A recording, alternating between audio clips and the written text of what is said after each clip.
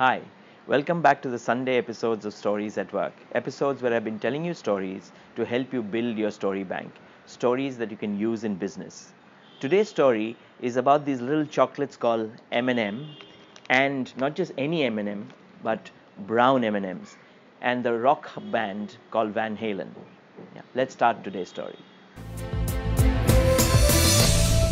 Van Halen was a very famous rock band in the 1980s, a hard rock band which was credited to have brought back hard rock to the forefront of the rock industry in the US.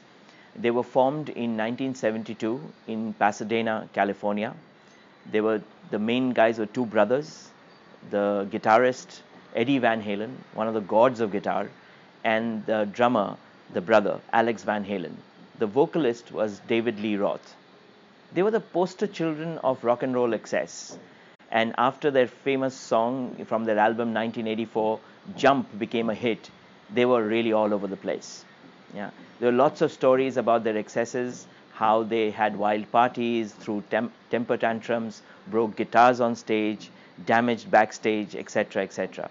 One of the stories about their eccentricity is the curious clauses they had in their contract.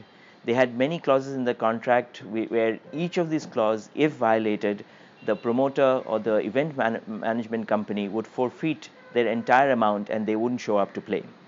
One of those clauses was a munchies clause, which said that among the various other things that would be required in the back room, in the backstage for food arrangements, they needed to have potato chips, nuts, pretzels, and M&Ms. And next to the line on M&M, in capital it said, warning, absolutely no brown M&M. And it was made clear to people that if there was brown M&Ms, they would forfeit the entire amount and Van Halen wouldn't play.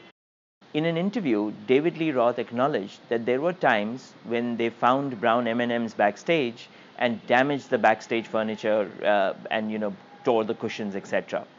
But it was only in 2012, during the tour of their last album, A Different Kind of Truth, that David Lee Roth lets us into the secret of the clause of no brown M&Ms. It goes back to the 1980s when Van Halen were the rock group that completely changed the way concerts were set up. They had gigantic, massive, complex sets.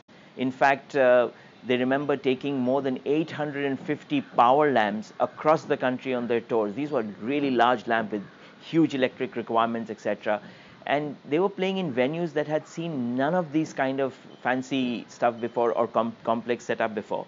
In fact, their stage setup was so complex that it was taking more than 3 times the average time for any other rock band to whether to set it up or tear it down. And in order to ensure that all the concert ran perfectly and all the security and safety measures were in place, Van Halen had got a very detailed contract with lots of clauses of everything that was required, the electricity road, etc. To the extent one of their clauses read, there needs to be 12 15 ampere plugs set 2 feet apart, 1 feet from the edge of the stage, provided it doesn't go over the load of the line, that kind of detail. In fact, David Lee Roth says that while all other rock bands' clauses were like a pamphlet, theirs was like the Chinese phone directory. In fact, it was 53 pages long.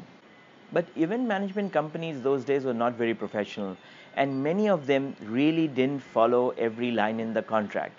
And that's when David Lee Roth introduced the munchies clause. His philosophy was very simple, that if he reached the backstage 2-3 hours before the concert and he found brown M&Ms in the catering area, he knew that he was dealing with a company that did not pay attention to detail, which meant he needed to now go with a tooth comb and go through every element of the safety things that were supposed to be put in place. He needed to do rigorous line checks. And he says that, initially, whenever we found these brown M&Ms, and in his own words, ceremoniously and theatrically, we tore apart the backstage, tore upon the cushions just to send a message. And very soon the message passed around and people started shaping up. In fact, he remembers, with a smile on his face, that there were times later that he's gone to the concert 2-3 hours before the concert, and he finds these 70-year-old matronly women sitting across the table with, gloves on their hands and religiously picking out the brown M&Ms from 5-pound M&M bags. What a beautiful story. What is the story about? It's about God is in the details. When can you use this story?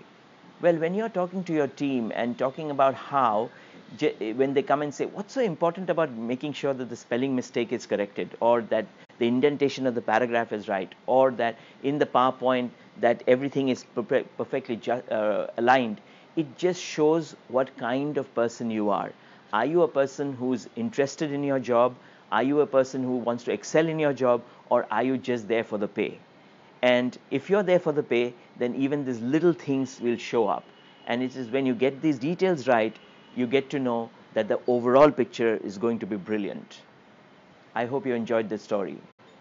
Do subscribe to our YouTube channel so that you never miss any of these episodes, and join our WhatsApp group if you want to download these videos and share it with your team. See you next Sunday.